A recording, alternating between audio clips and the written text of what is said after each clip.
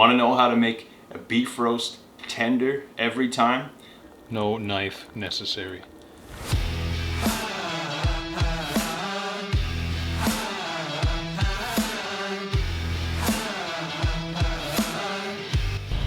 Hey guys, welcome back to Bakes Foods. In this video, I'm going to show you how to make a beef roast in a crock pot tender every time. In this recipe, we're not going to be using any packs. We're just going to be using natural ingredients, and it's going to make a super tender, healthy beef roast.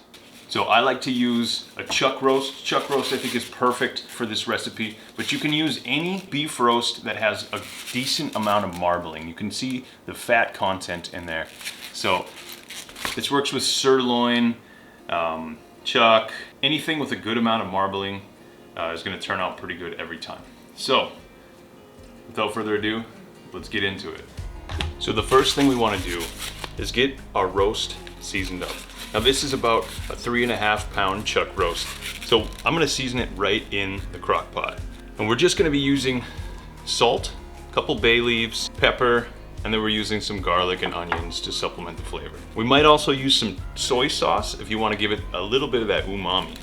But what we're going to do is just plop it right in there. Plop. Now this is about 1.5 tablespoons of salt. We may not use this whole thing. We just want to coat it nicely.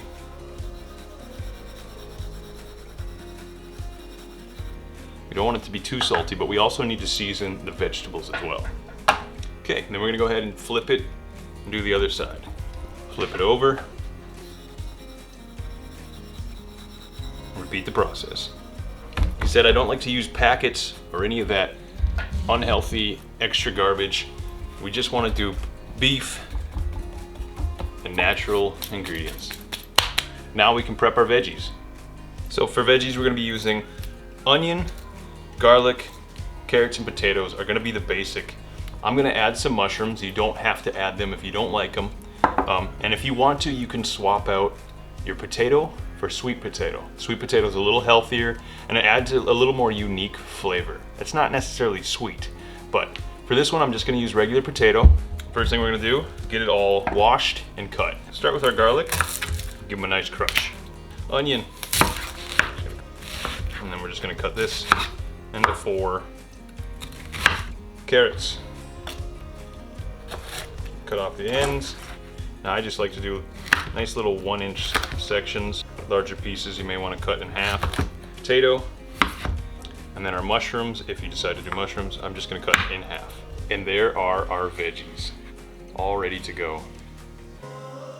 So I like to actually put a little bit of potato, carrot underneath. It'd be a lot easier if I wasn't holding a roast on a stick.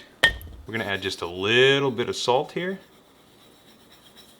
And you can do pepper too if you wanna season the veggies. And then we're just gonna stick our roast right back on top. Now I like to give it a few stabs here. Doesn't have to be too deep. The purpose of this is to stuff it with our garlic, and you can just shove them right in those holes. The rest of it, we just want to try to shove around the outside as much as we can.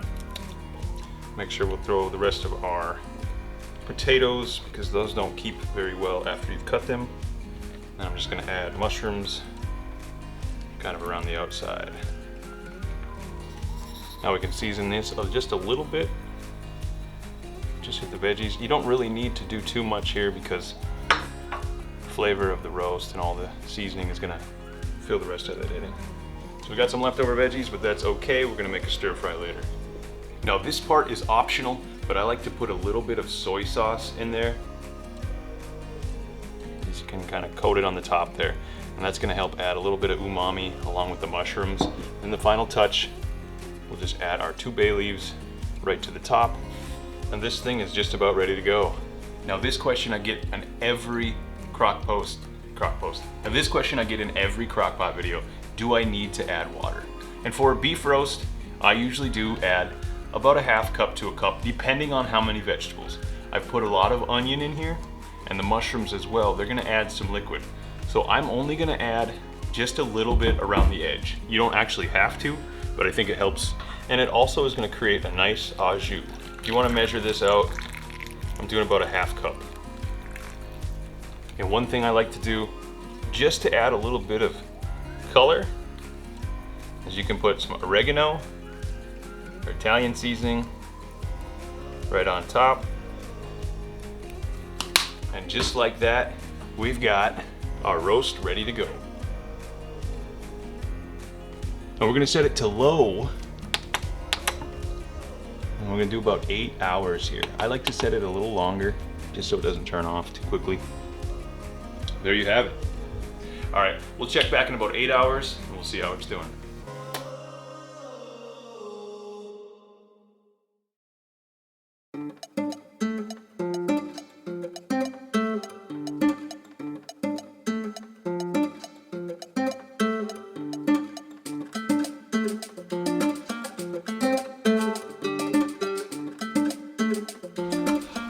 And as always, the best part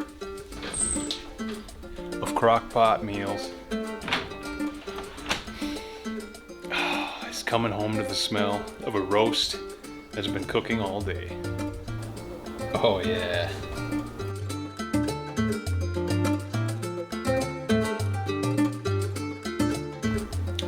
Okay, now I'm gonna check this with a fork and we're gonna see how tender this is. This is 8.5 hours. Oh yeah. Just rips with a fork. Look at that. No knife necessary. Tender pot roast every time, you guys. So you can dish it with a fork or tongs. Now if you have to cut it with a knife, you didn't do it right. Oh yes. As you can see, there is a ton of liquid in here. So you did not need to add any liquid, but I like to add a little bit just so I get a nice gravy or au jus.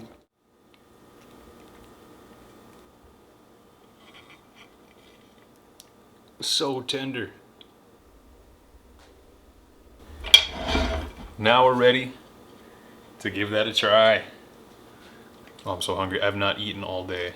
But first we gotta try just that beef.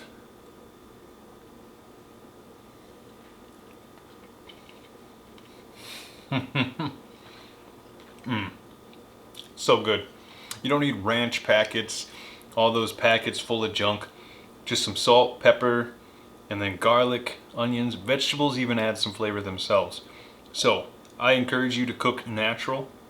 If you like these recipes with less of the packets and more natural, healthier recipes, make sure you check out the channel, like and subscribe if you haven't already. Ton of videos, and I don't use a whole lot of preservatives or anything like that. So without further ado, I'm gonna dig into this. Those potatoes soaked up all of that meat juice. I mean, Thank you so much for watching. Let me know your thoughts in the comments section down below. And until the next one, bakes out. Yeah. Oh man, I'm so ready for this. Sorry, Pat, this is so good. Pat had to go out and watch his nephew. Otherwise, he would have been in this one. But that's a good uncle.